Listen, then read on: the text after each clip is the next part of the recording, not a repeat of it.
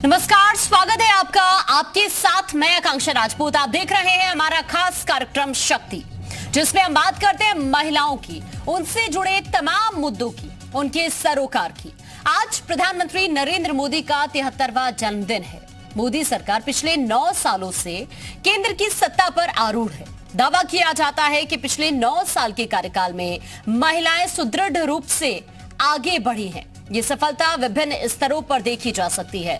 महिला पुलिसकर्मियों की संख्या में उल्लेखनीय वृद्धि, महिला खिलाड़ियों द्वारा देश के लिए जीते गए पुरस्कारों और विज्ञान, प्रौद्योगिकी, इंजीनियरिंग और गणित के क्षेत्र में महिलाओं की बढ़ती संख्या इसका प्रमाण है। मुस्लिम महिलाओं के 3 तलाक जैसे दंश से मोदी सरकार ने ही आजादी दिलाई। और तो और महिला कल्याण के लिए सरकार तमाम योजनाएं चला रही है। केंद्र सरकार की कई योजनाएं केवल महिलाओं के लिए ही है। सरकार का उद्देश्य है कि महिलाएं भी पुरुषों के साथ कंधे से कंधा मिलाकर आगे बढ़े। ऐसे में मोदी सरकार में कितनी बदली महिलाओं की किस्मत, कितना हुआ महिला सशक्तिकरण, इसी पर चर्चा के लिए मेरे साथ विभिन्न क्षेत्रों में कीर्तिमान रचने वाली नारी शक्ति मौजूद रहेंगी। उनसे हम चर्चा की शुरुआत करें, लेकिन उससे पहले ये रिपोर्ट आपको देखनी चाहिए।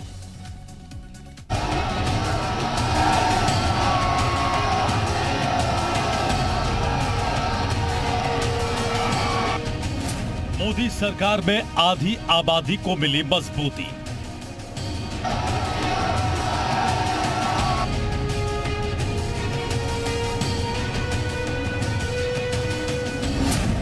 अपराध से रक्षा, महिलाओं को मिली सुरक्षा।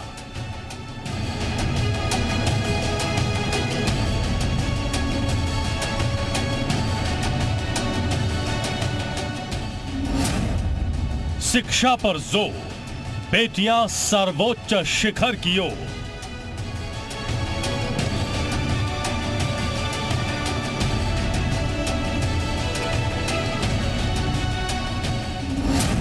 एक से बढ़कर एक योजनाएं चेहरे पर चमक लाई।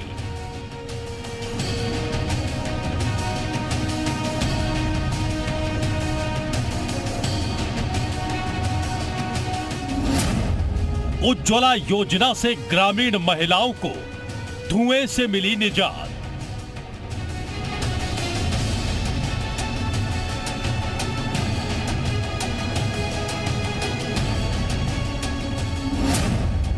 सुकन्या समृद्धि योजना से बेटियों के जीवन में आया नव प्रभात।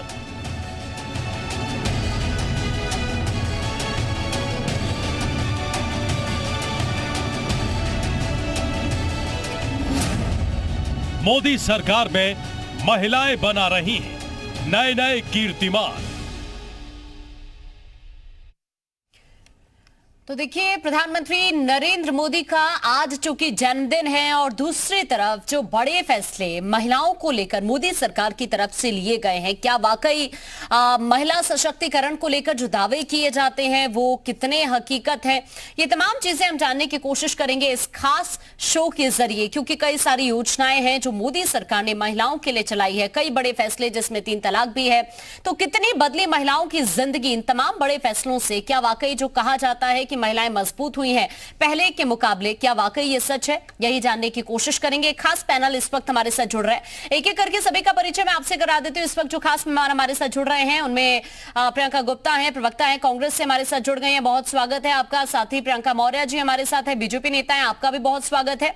नेहा आजाद जी इस वक्त हमारे साथ है, वकील है, अनीता मिश्रा उद्यमी है, सुमन रावत हमारे साथ है जो कि सोशल वर्कर है, शालिनी द्विवेदी इस वक्त है जो कि टीचर है। एक एक करके सभी खास मेहमानों का रुख करते हैं। और सबसे पहले जो खास मेहमान इस वक्त है, नेहा आजाद जी, आप ही से मैं जानना चाहूंगी, जो मोदी सरकार की तरफ से कई सारी बड़ी योजनाएं महिलाओं को लेकर चलाई गई हैं, कई सारे फैसले हैं जो महिलाओं के उत्थान के लिए मोदी सरकार की तरफ से लिए गए हैं।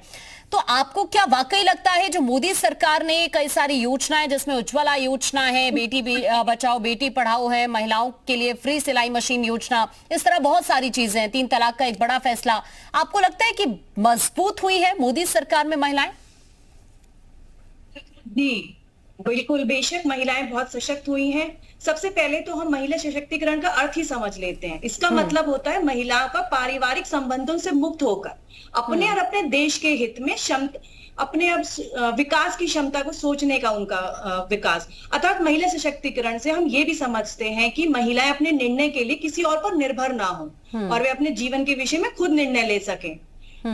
आज महिलाएं आंगन से लेके अंतरिक्ष तक पहुंच चुकी हैं, अपनी छाप छोड़ चुकी है। ये सब संभव हुआ है सिर्फ हमारी सरकार की वजह से। सेंट्रल गवर्नमेंट सरकार, हमारी यूपी गवर्नमेंट सरकार, उन्होंने इतने अच्छा काम किए हैं महिलाओं के अपलिफ्टमेंट के लिए। हमारे एक यूपी सरकार ने एक नंबर निकाला 1090, जो महिला हेल्पलाइन नंबर है, जिसपे जो भी कोई भी गलत काम महिला के साथ होता है हम फौरन रिपोर्ट कर सकते हैं। डोमेस्टिक वायलेंस से रिलेटेड है कि कोई भी महिला के साथ अगर कोई गलत अत्याचार हो रहा है तो हम 181 पे कंप्लेन कर सकते हैं। वो तो हमारा राइट भी है, हमारा करने का राइट टू लिव है, उसके अंदर हमारा घर मांगने का है। तो ये सब जो लॉज बनाए गए हैं, कानून ने करे हैं हमारे लिए, बहुत अच्छे करे हैं सरकार ने, ये बहुत अच्छा कदम उठाया है। प्रधानमंत्री ये जो आपकी ग्रामीण क्षेत्रों में एलपीजी सिलेंडर के लिए करा है, कि ये कितना अच्छा स्टेप है कि जो बेचारी वहां पर धुएं में अपनी आंखें झोंक रही हैं उनको भी एलपीजी सिलेंडर सरकार हमारी प्रोवाइड करा रही है, अनाज प्रोवाइड करा रही है। कितना अच्छा काम हो रहा है ये हमारी महिलाओं के लिए। हमारे लॉज भी बहुत सारे ऐसे हैं जो कहते हैं कि हम 125 सीआरपीसी में हम मेंटेनेंस क्लेम कर सकते हैं।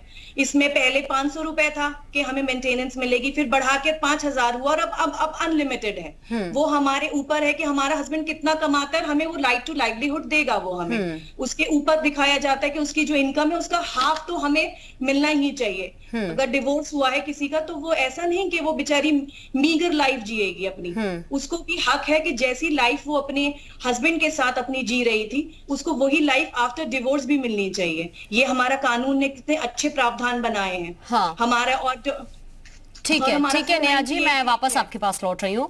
प्रियंका गुप्ता जी, आप ही से मेरा सवाल है, क्या आप सहमत हैं नेहा आजाद जी जिस तरह की बातों का जिक्र कर रही है, कई सारी योजनाएं जो मैंने बताई, और वो बहुत खुश भी है, कह रही है कि वाकई आज महिला सशक्त हुई है पहले के मुकाबले अगर देखा जाए। आप इन बातों से सहमत हैं? देखिए, मुझे लग रहा है अपनी करना चाहिए कि उन्होंने कौन सा लॉन्च किया और कौन कौन सी नहीं। अभी उन्होंने उसके लिए ये कहना चाहूंगी। प्रियंका गुप्ता जी, आपकी आवाज ठीक से नहीं पहुंच पा रही है, मैं वापस अभी आपके पास लौट रही हूं। अनीता जी भी इस वक्त हमारे साथ जुड़ी हुई हैं। अनीता जी, चाहे महिलाओं की सुरक्षा की बात हो, महिलाओं के सम्मान की बात हो, या फिर हम बात महिलाओं को सुविधाओं की करें, तो मोदी सरकार ने जो तमाम बड़े फैसले लिए हैं अभी तक महिलाओं को लेकर, उनके कल्याण को लेकर, क्या आपको लगता है कि महिलाओं को एक नया आत्मविश्वास दिया है मोदी सरकार ने? देखिए, सबसे पहले हम सभी लोगों को और हमारे प्रधानमंत्री जी को उनके जन्मदिन की बहुत बहुत बधाई। May God bless him with long healthy happy life. और हाँ, जैसा कि आपने बताया कि ये तो बिल्कुल मैं इस बात से सहमत हूँ कि सरकार ने बहुत सारी कोशिशें की हैं और बहुत सारे ऐसे कानून लेकर आई है जिससे महिलाओं को सुविधा हो सके।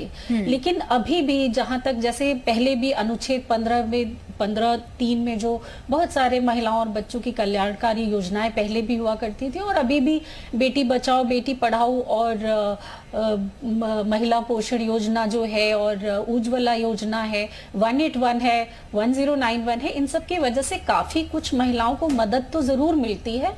और जैसा कि हमारी भाजपा की प्रवक्ता दीदी ने बताया कि महिलाएं अंतरिक्ष तक पहुंच चुकी हैं, तो उसके लिए हम सभी लोग बधाई के पात्र हैं और सरकार भी, साधुवाद सरकार को भी है। लेकिन मैं बस आपसे ये कहना चाहती हूँ कि परसेंटेज क्या है, उस परसेंटेज पे हमें ध्यान देना होगा। देखिए, अगर 1000 महिलाएं हैं उसमें से 2-4 लोग हैं जो बहुत अच्छा कर रहे हैं, तो हमें उससे ज्यादा उन पे ध्यान देना है कि जो बाकी की महिलाएं रह गई हैं निचले स्तर पे, कैसे हम इन योजनाओं का लाभ निचले स्तर तक पहुंचा सकें। मैं एक महिला उद्यमी हूँ, मेरा बिजनेस ऐसा है जिसमें करीब मैं 400-500 महिलाओं के साथ काम करती हूँ। तो मेरा जो कंसर्न है वो ये है कि जो भी महिलाएं, जो उद्यमी महिलाएं हैं, उनको किस तरह से उन योजनाओं का, या फिर उनको जो ये क्रिटिकल चीजों का सामना करना पड़ता है, उनको कैसे हम आसान बना सकें। महिलाएं अगर बिजनेस कर रही हैं या नौकरी कर रही हैं तो कैसे उनकी मदद की जा सके कि वो